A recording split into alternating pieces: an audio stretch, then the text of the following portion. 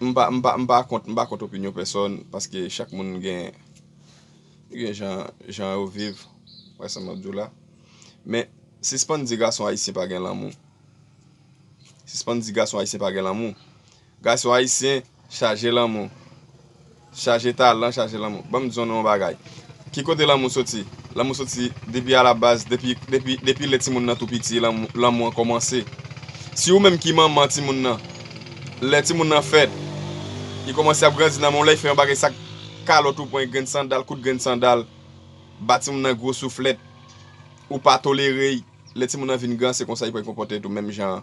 Là il gen madame, il pas tolérer madame là. Les un bagay passé ou bien les gen mari pas tolérer mari. Les un bagay passé, c'est gros mot sale qui peut dire en pile bagay. Qui pourrait dire nous gen comprendre ça me veut dire. Si moun nan mande le ti moun nan la moi c'est depuis à la base. Si moun nan mande le ti moun log yon ti moun, il faut un bagay ou tolérer ti moun nan ou pas la veille. Chéri qui so gen, sou ti moun n'a crier. M toujours ouais ça. Mesdames haïtiennes le ti moun n'a crier ou prend ti moun n'a calotte.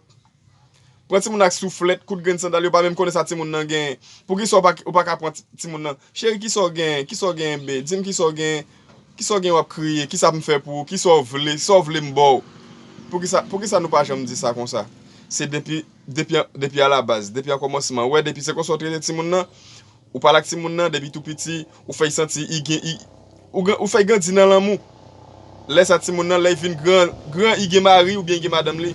Il peut parler avec moun nan en façon parce qu'il était grandi dans l'amour. Mais les ti moun nan ça coûte grain sandal, calotte, coup de pied, comme ça ti moun nan grandi, qui ça peut passer? Les moun nan vinn gen madame ou bien gen mari.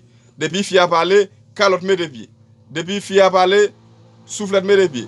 Garçon même, depuis parler, fille a même, mot sale met de pied, moun semblé, gagotte met de pied. Ouais, ça va dire là, ou toujours trouver l'autre nation yo, là où ti moun nan font bagay. Dis-moi papi, que tienne, dis-moi qui sont vle chéri, dis-moi, m'ba connaît qui sont vle, dis-moi parce qu'on crier m'ba connaît, gen l'amour. Gen l'amour ba apprendre allez ti moun grandi dans l'amour nous même haïtien me souhaite nous corriger puis gadi garçon haïtien pas gen l'amour puis gadi fille haïtienne et yo pas gen l'amour sorti à la base toujours gérer ti moun ou gen toujours gérer bien pour y grandir avec yon l'amour pour y tolérer tout le monde pour y tolérer monde qui a vivre la caille et tout respect pour nous.